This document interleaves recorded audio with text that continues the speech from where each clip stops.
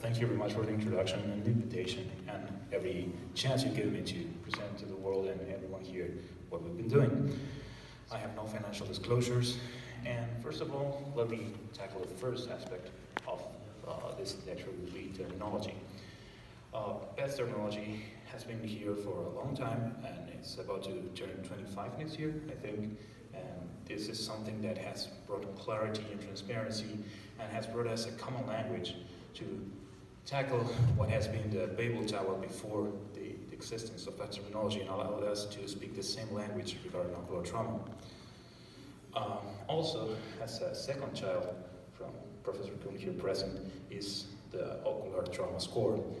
To have a visual representation of it, I came out with this animation in which ocular trauma score starts with positive numbers on the left side regarding visual acuity, negative numbers on the top side, and the combination of both ends up giving us the actual score and the visual prognosis for the patient. As the lower the visual acuity the patient starts with, and the worst scenario that the patient finds himself in, the lower the score, and thus the lower final prognosis for this.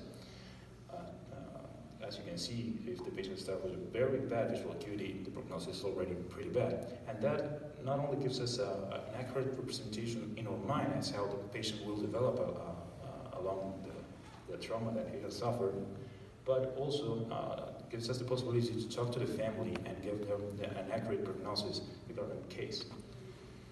This has been a beam of light in ocular trauma for all of us, but we reckon today that this is not perfect. It's really great, but perfection is impossible, but it's something that we can strive to. And the thing is that lacrimal and skin lesions are left aside, as well as orbital trauma, and that is something that we think we can improve upon. For this, we've developed a series of studies. IGATES 1 will be further developed by Dr. Rousselot here present, and I'm going to talk about our idea with IGATES 2, which will be a prospective study worldwide, in which we follow up not only the initial conditions, but the visual acuity, the surgeries the patient receives, and the outcome it gets. And with that, we need to take this technology, this data collection into the 21st century with big data and with algorithms regarding this vast amount of data that we hope to achieve and we hope to come by using this study. For that, we have developed a tool that I'm going to explain about regarding a particular case, so as we can get an example. So let's discuss this case of a male who had a gunshot wound penetrating skin wounds, and since the caliber of the bullet was not very big, the metal was not able to perforate the eye, but rather go around it, causing a lot of damage as a contusion with retinal detachment and macular hole. And how would we present this kind of case using our novel tool? Well, let me show you. This is a screen capture from the software. It's password protected at the moment, and it's web-based. What you can see is us generating a new patient, creating the data. Right now, this patient is custom selected for AAO.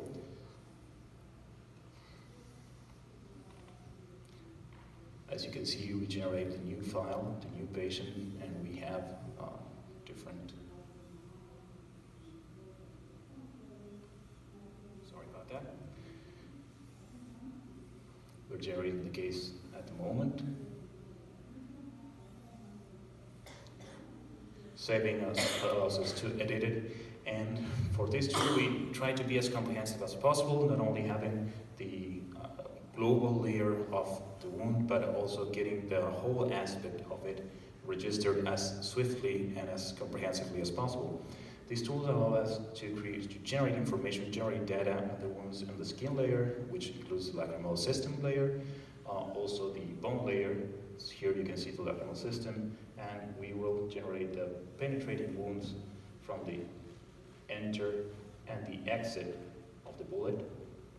And as you can see, as we're drawing this, this requires no language comprehension whatsoever, and already some text is being generated on the top right side, showing the user what the machine has understood that the user wanted to input. Right now we're generating another layer. This will be the bone layer. And as you can see, we can pretty much use the same tools that we have intuitively designed for this software. And instead of being a penetrating wound, these will represent a tract of fracture right there going through the bone. We can generate multiple tracks, and all of those will be recorded up on the right side in the text format as well for us to see. As you can see, you have also the option of already setting in compound fractures on the right side.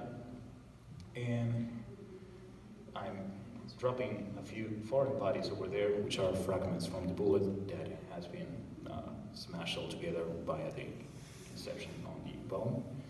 And after I saved it, I thought, well, I should also represent some of the fractures on the inside of the wall. And so I can go back and add that as well. And it's automatically recorded, and of course I need to save it once again for it to be accepted by the system. Finally, and most comprehensively, I need to detail the aspect of the wound on the inside of the eye. Remember, this was a closed globe trauma, but a very severe one. And so I go to the intraocular layer, which will allow me to introduce both the retinal detachment that the patient presented, the macular hole, and the choroidal detachment in the same area. As you can see, we've modified the tool in this area not to be only the penetrating wounds, which will in this case represent iris or retinal tears, but to also generate area wounds, in this case drawing up the choroid detachment, now overlaying that with the retinal detachment as well, and all the reports is being set on the right side, including all the areas in which the damage has been done. Finally, I'm using the penetrating wound, the tool, like a pencil-like tool, to generate the macular hole, and that's already registered. So I can save that, go back, I can save once again, and also write down a little bit of detail for me to quickly recognize the patient later on. I could also upload a photo of the patient, which I did not do for this case.